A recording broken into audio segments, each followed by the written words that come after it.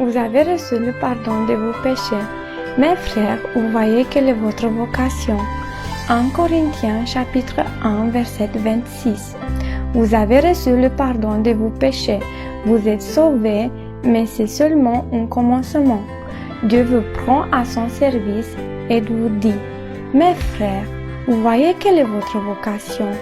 Cette vocation n'est pas une expérience exceptionnelle, mais l'accomplissement normal et régulier du plan de Dieu pour votre vie.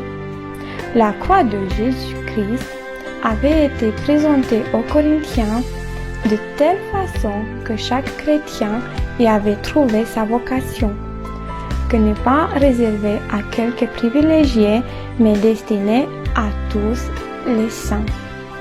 Bien que s'adresser à tous, cette vocation est personnelle. L'Église primitive l'avait compris et tous ces gens convertis rendaient témoignage. Il devrait en être de même aujourd'hui.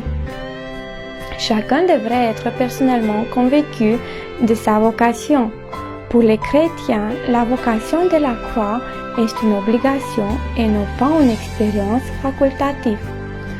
Pensons-nous ce matin la question: qu'est-ce que le Seigneur veut de ma vie?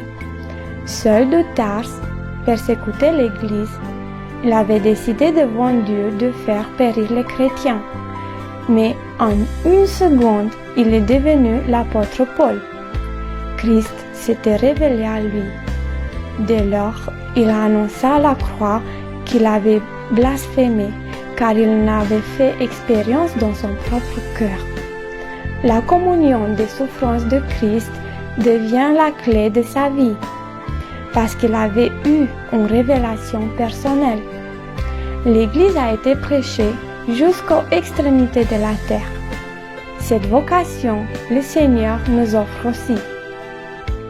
Par son esprit, il veut nous donner une révélation spéciale de la croix de Jésus-Christ, qui nous libère de toute crainte de l'avenir, qui nous soit donné de comprendre que la vocation de la croix est une chose personnelle, une vie est un service personnel de la puissance de Dieu. Acceptons cette vocation.